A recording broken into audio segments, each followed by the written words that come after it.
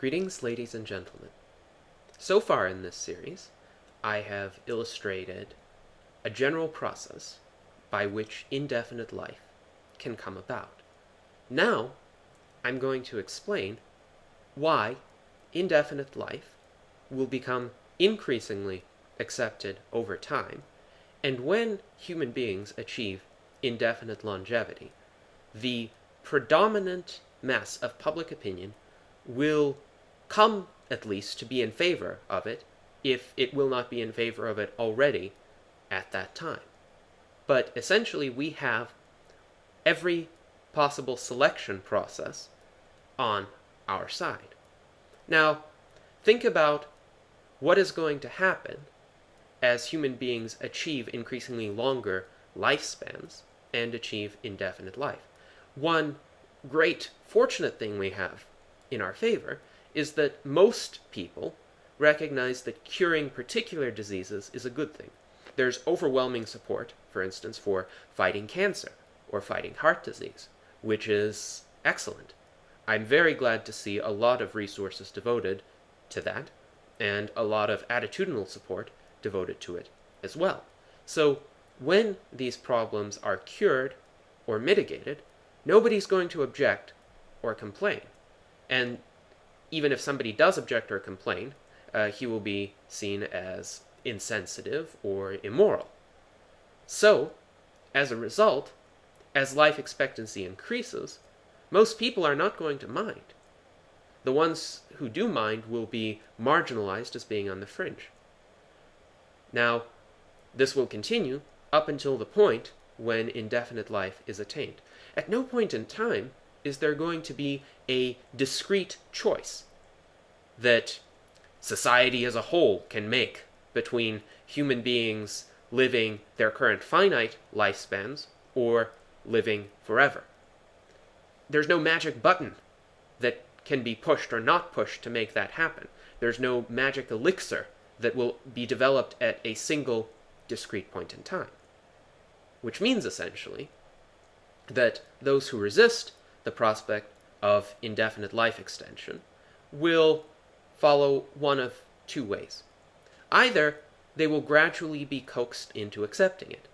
After all, people may, in the abstract, talk about the great benefits of death or the natural nature of death, or how death might ultimately be desirable, or how an afterlife might ultimately be possible. But most people, at least, when they're faced with an immediate peril, an illness, an injury, they want to get treatment. So, as a result, they'll take advantage of the new treatments that are available. Most of the people who in the abstract praise the existence of death are going to go in for cancer treatment if they get cancer. So, gradually, they'll get used to the abundance of these treatments, and even if they in the abstract still continue to praise death, they'll now say, well, it's natural to die at 120, or, well, it's natural to die at 200, or it's natural to die at 500. Remember, in the past, these same people, had they been alive, would have said it's natural to die at 40, or at 60. So, as a result, the vast majority of people who currently see some kind of redeeming qualities in death are going to be at least coaxed into accepting increasingly longer lifespans. Now, furthermore, those who do not accept increasingly longer lifespans, of course, will be under no compulsion to personally accept these treatments. Indeed, today, patients have the right to refuse medical treatment. That will remain a fundamental right for them, even if I regret, for instance, that somebody did not choose to live longer. I believe that if we treat them as free human beings, they are entitled to make that choice.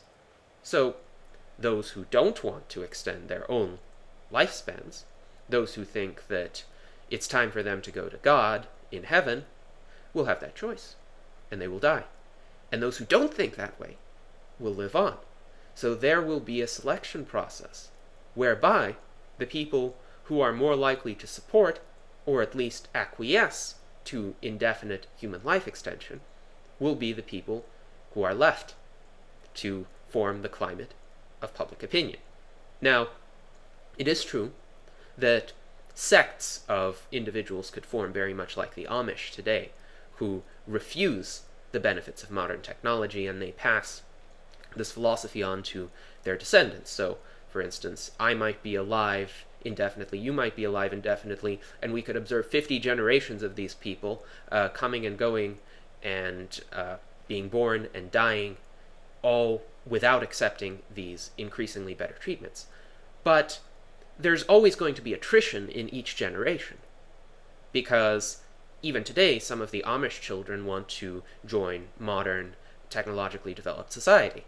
So likewise, each subsequent generation of these fanatics who resist indefinite life extension will be diminished, and eventually their numbers will dwindle down into insignificance.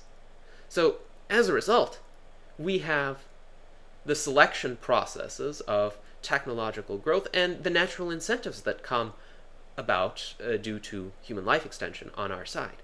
The only real way, the only very disturbing way in which the opponents of human longevity can stop us is either by completely cracking down on further medical research, which would be opposed overwhelmingly, or initiating some kind of purge or holocaust or mass extermination of people who support indefinite human longevity, which would also be almost universally understood to be barbaric and intolerable. It's very grim that the Holocaust had occurred and that the genocides of the 20th century had occurred, but at least I hope that human beings in general have learned something about the dangerous trends that lead up to such atrocities.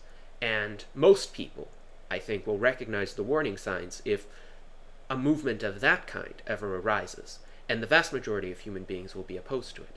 So the only way to really stop the advent of human longevity is to begin massively exterminating human beings. And I don't think that such a plan is going to succeed. Of course, historical events and future events are contingent. There's no necessary law that says that things are going to happen a certain way. So we still have to remain vigilant, and we still have to combat the fanatics who would coercively restrict the extension of human lifespans.